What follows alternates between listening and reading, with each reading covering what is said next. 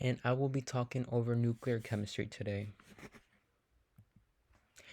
To cover up my project, we will be talking over how nuclear chemistry is applied in the real world, the types of radioactivity, the value of stability, equations of half-life, fission and fusion, the kinetics of radioactive decay, and I will as well add some fun facts at the end. All right, so applying this in the real world, there are very many ways you could apply it in the real world, but some ways you could use is power generation. Nuclear reactions are used in nuclear power plants to generate electricity. Nuclear fission reactions produce large amounts of heat, which are used to produce steam and drive turbines to generate electricity. This process is utilized in many countries worldwide as a reliable and relatively low carbon energy source. Another way you could use this is in agriculture.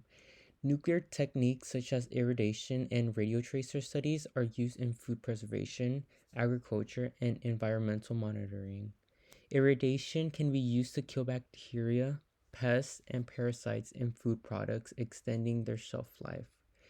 Radiotracer studies involve tagging molecules with radioactive isotopes to track their movements in biological systems, helping to understand plant growth, nutrient uptake, and soil fertility. And last but not least would be medicine. Nuclear chemistry plays a crucial role in medicine, particularly in diagnostic imaging and cancer treatment. Radioactive isotopes such as technetium-99 and iodine-131 are used in nuclear medicine procedures like positron emission tomography, also known as PET. You might have heard these in some medical shows, and single photon emissions computed tomography, also known as SPECT, and radiation therapy for cancer treatment. So now we're gonna move on to the types of radioactivity. You might have already learned this, but these are called alpha, beta, and gamma. Alpha decay is where an unstable nucleus emits an alpha particle which consists of two protons and two neutrons. Essentially, an alpha particle is the same as a helium 4 nucleus. When an alpha particle is emitted, the parent nucleus loses two protons and two neutrons, resulting in a new nucleus with atomic number reduced by 2 and the mass number being reduced by 4. Beta decay involves the emission of a beta particle from the nucleus. There are two types of beta decay, beta minus decay and beta plus decay. In beta minus decay, a neutron in the nucleus is converted into a proton, releasing an electron and an antineutrino. In beta plus decay, a proton in the nucleus is converted into a neutron, emitting a positron, positive beta particle, and a neutrino, which decreases the atomic number of the nucleus while keeping the mass number constant. Gamma decay involves the emission of gamma rays from an excited nucleus. Gamma rays are high energy photons emitted as the nucleus transitions from an excited state to a lower energy state. Gamma decay typically accompanies alpha or beta decay processes to release excess energy. Unlike alpha and beta particles, gamma rays have no mass or charge. Quick CFU. Which symbols would represent beta, gamma, and alpha in order? I'll give you 5 seconds to pause the video and then I'll give you the answer. Okay, the answer will be D. So if you got that right, good job. Moving on to value of stability. The value of stability, also known as the stability value or the band of stability, is a concept in nuclear physics that illustrates the relationship between the number of protons and neutrons in atomic nuclei and their stability. In the chart of nuclides, which plots the number of protons against the number of neutrons for all known isotopes, the value of stability represents the region where stable nuclei are found. Stable nuclei are those that do not undergo radioactive decay and remain unchanged over time. And now another CFU. Which region of the chart of nuclides represents stable atomic nuclei that do not undergo radioactive decay?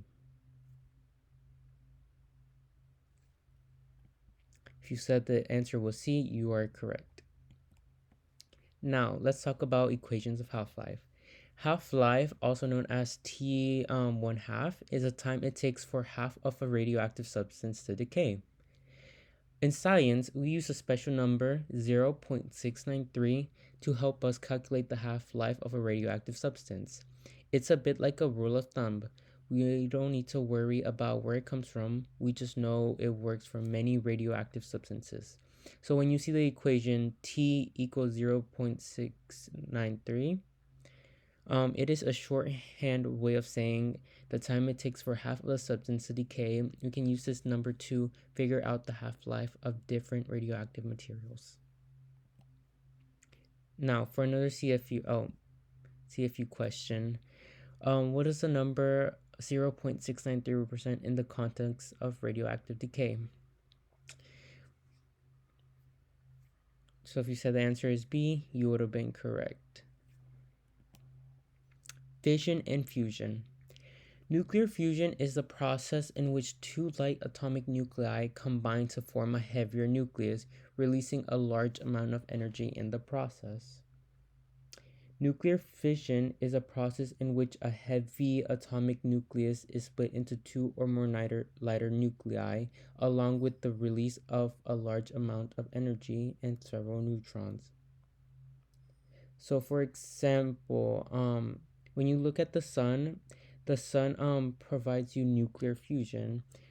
Two smaller particles become into a larger amount of energy. That's why the sun is really big.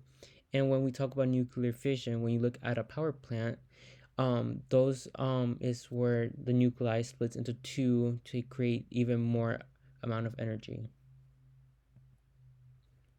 Okay, two more CFUs left. What is the difference between fusion and fission? A, in fission, I'll just give you the time to read it.